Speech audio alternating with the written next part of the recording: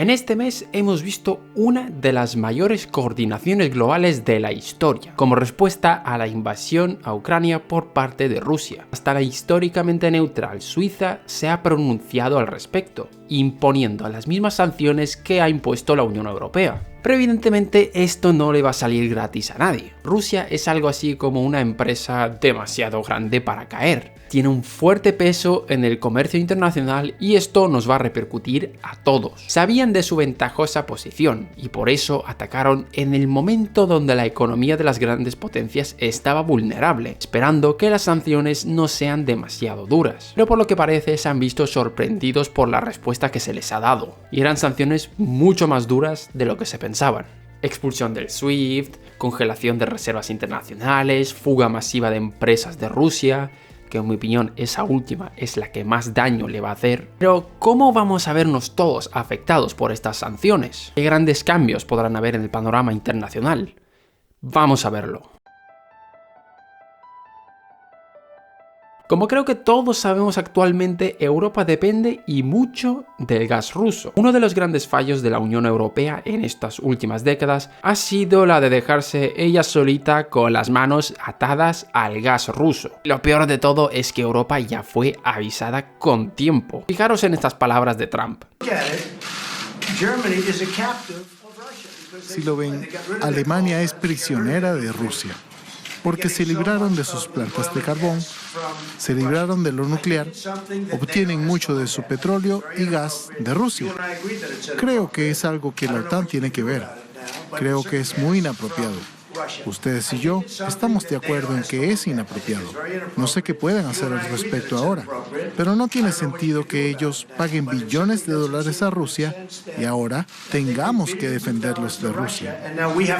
Que sí, que Trump tendría sus intereses para vender gas y lo que sea, pero bueno, tiene razón. Y la principal responsable de esto es Alemania. Uno de los grandes líderes de Europa se había atado voluntariamente a Rusia, y cuando empezó este conflicto era la que más trabas ponía para que se aprobasen las sanciones, que al final acabó cediendo, pero lo pagará caro. Y ese será el primer gran cambio que veremos en Europa, donde se va a poner en marcha una transición energética sin precedentes. Portazo a Greenpeace con sus políticas que impedían una transición energética en condiciones. Parece ser que nos vamos a poner por fin en serio con las nucleares. Se va a tener que volver a utilizar el carbón porque no queda otra. Pero bueno, aquí Putin en su día también nos dejó un buen recado. Y gracias a Putin nos vamos a poner las pilas en este aspecto. Pero de mientras vamos a tener que apechugar con precios de energía bastante elevados. Europa ha puesto en marcha un plan para ser completamente independiente de Rusia antes del 2030,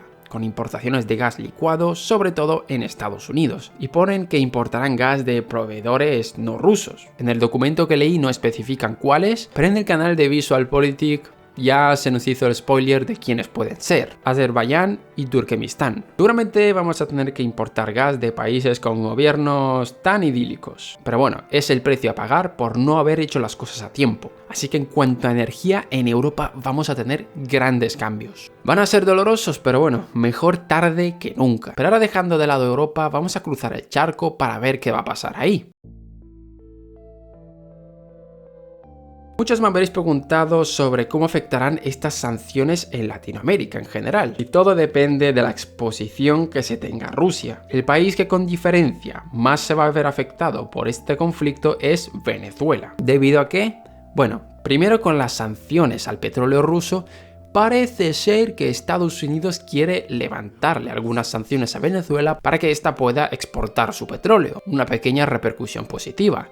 Pero no todo es tan bonito. Hay un pequeño gran problema y que puede fastidiar bastante al país venezolano, pues que hasta ahora la forma en la que Venezuela esquivaba las sanciones impuestas por Estados Unidos era usando Rusia como una especie de intermediario. Venezuela utilizaba bancos rusos para poder exportar petróleo y también utilizaba el rublo para poder importar determinados recursos. Así que os podéis imaginar la gracia que le ha hecho a Maduro las sanciones que se le han impuesto a Rusia. Los bancos rusos lo van a tener muy complicado para operar y el rublo va a caer en picado. Así que en ese aspecto le va a fastidiar bastante al gobierno venezolano. Pero ¿y en otros países qué va a pasar? Lo cierto es que no hay tantos lazos comerciales de Latinoamérica con Rusia, pero podría haber otro tipo de efectos. Para aquellos países que son exportadores de trigo, como Argentina, o de maíz, donde está Brasil y Argentina, podrían verse afectados de forma positiva, donde Rusia y Ucrania, que son las principales potencias a la hora de exportar esas materias primas, por A o por B se van a ver reducidas. Así que hay una posibilidad de que aumente la demanda de exportaciones de estos países. Pero ahora bien,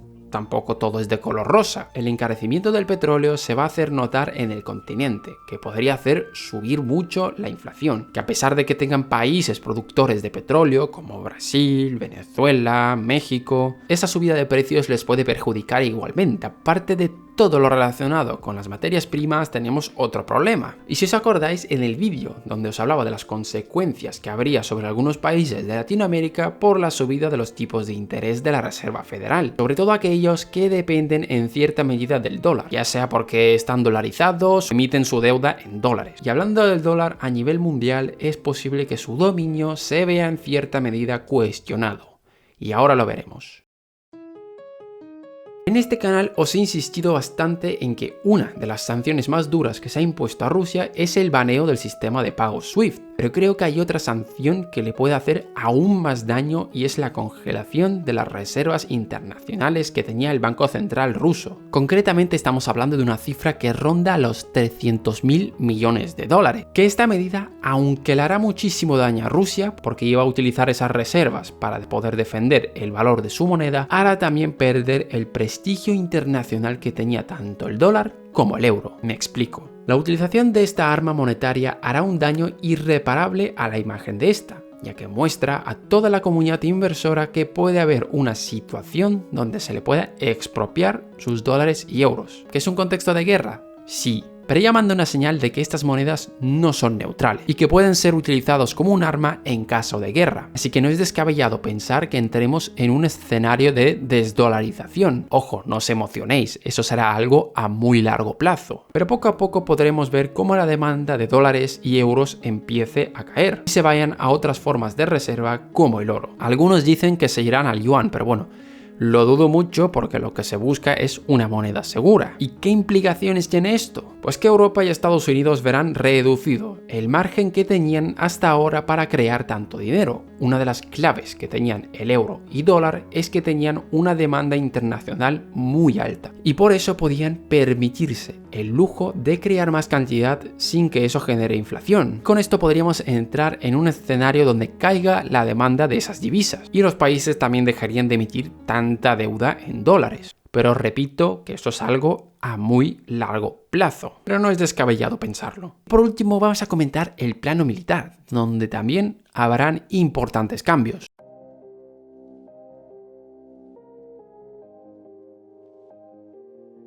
Alemania ya ha anunciado que va a invertir mucho más dinero en su ejército, después de la demostración de que la guerra es un peligro real, para que muchos países se pongan las pilas en cuanto a sus inversiones en defensa. Se han anunciado cifras algo desorbitadas, pero bueno, ya parece que se ponen las pilas. Llevábamos años en los que parecía que Europa se dormía y no prestaba atención al gasto en defensa, y ahora parece que se quieren poner en serio. A ver cuánto les dura. Por culpa de esto vamos a volver a un escenario parecido al de la Guerra Fría. Se van a romper casi todas las relaciones comerciales con Rusia y además estaremos frente a un rearme de Europa. Si algo positivo le podemos sacar para Europa de esta invasión es que por fin se van a poner las pilas y se preocuparán por cosas realmente necesarias. Energía, militar, independencia de Estados Unidos. Esto es lo más positivo que podemos sacar del conflicto. Un posible despertar de Europa.